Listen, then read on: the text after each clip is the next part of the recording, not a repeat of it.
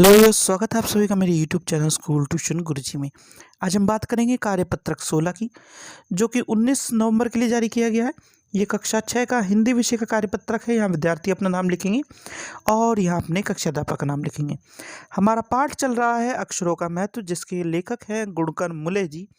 और इस पाठ में हम पढ़ रहे हैं पुस्तकों के द्वारा अक्षरों के महत्व को। तो आइए देखते हैं, जानते हैं, समझते हैं कि ये कार्यपत्रक आपको क्या बताता है, क्या समझाता है। पिछले कार्यपत्रक में हमने पढ़ा कि लेखक गुणकर मुले ने अक्षरों के इतिहास के बारे में बताया है कि पुस्तकें अक्षरों से ही बनती हैं। पुराने जमाने में लोग सोचते थे कि अक्षरों की खोज ईश्वर ने की है, पर आज हम जानते हैं कि अक्षरों की खोज किसी ईश्वर ने नहीं बल्कि स्वयं आदमी ने की है। अब आगे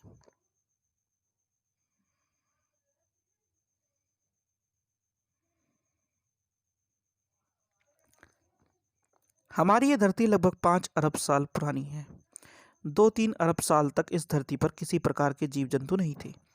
फिर करोड़ों साल तक केवल जानवरों और वनस्पतियों ही इस धरती पर राज्य रहा। आदमियों ने इस धरती पर कोई 5 लाख साल पहले जन्म लिया। धीरे धीरे उसका विकास हुआ। कोई 10,000 साल पहले आदमी ने गांवों को बसाना शुरू किया। वह खेती करने लगा। वह पत्थरों के औजारों को इस्तेमाल करता था।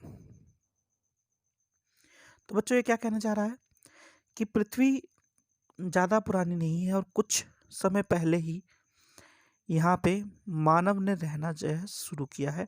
और सबसे पहले उसने क्या किया, हथियारों का औजारों पत्थरों से औजारों का बनाना और इस्तेमाल करना शुरू किया गांवों को बसाने के बाद। आगे क्या कहता है बच्चों ये, फिर उसने तांबे और कांसे के भी औजार बनाए।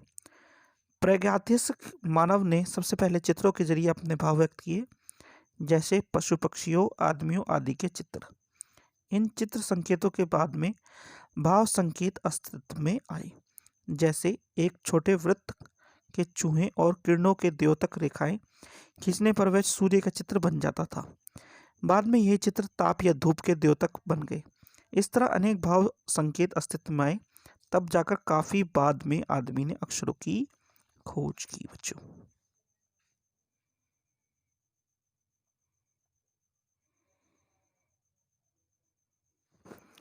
चलिए अब शब्दार्थ देख लेते हैं बच्चों।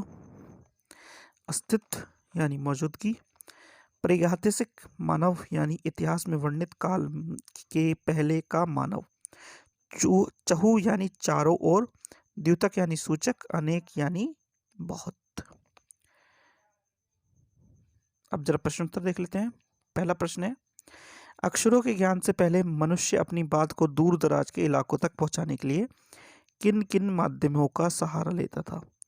तो बच्चों, वो सबसे पहले इस तरह की चीज़ों को व्यक्त करने के लिए और अपने भावों को व्यक्त करने के लिए चित्र का सहारा लेता था।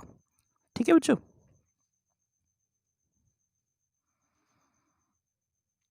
अगला है, पुराने जमाने में लोग क्या सोचते थे कि अक्षर और भाषा की खोज ईश्वर ने की है। अपने मित्र या भाई बहन से बातचीत करके लिखिए।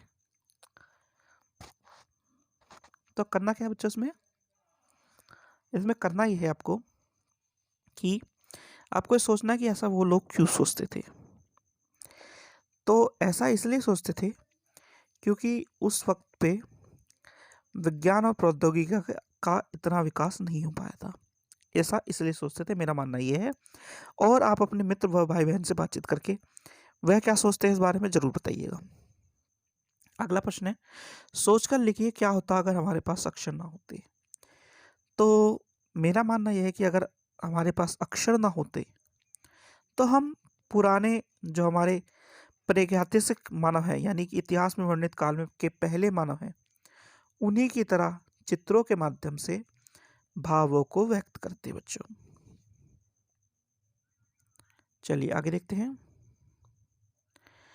कार्यपत्रक में आए संख्या शब्द जैसे 5, 1 आदि को पहचान कर लिखिए। तो करना क्या है बच्चों, आपको संख्यात्मक जो शब्द हैं उनकी पहचान करनी है। तो सबसे पहले ये है 2 और 3, फिर उसके बाद है 10, 5।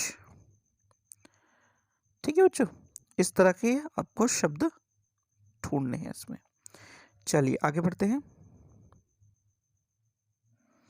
अब है 1 से 10 तक कौन कौन से संख्या शब्द जो कार्यपत्रक में नहीं आए। तो मैंने कुछ आपको उदाहरण दिए हैं, उनसे आप और अपने ऊपर वाले प्रश्न से आप ये देख सकते हैं कि कौन से शब्द या संख्या शब्द हमारे कार्यपत्रक में है, कौन से नहीं है।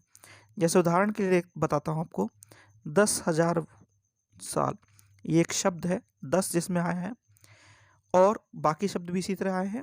तो इनको आप संग्रहित करके लिखिए और फिर जो बच गए हैं उन शब्दों को अपने उत्तर में यहाँ पे लिखिएगा बच्चों। तो बच्चों ये होगी आपकी वर्कशीट कंप्लीट और वीडियो भी। आशा करता हूँ आपको वीडियो अच्छी लगी होगी। अगर वीडियो अच्छी लगी हो तो चैनल को सब्सक्राइब करें, वीडियो को लाइक करें, शेयर करें। Thank you.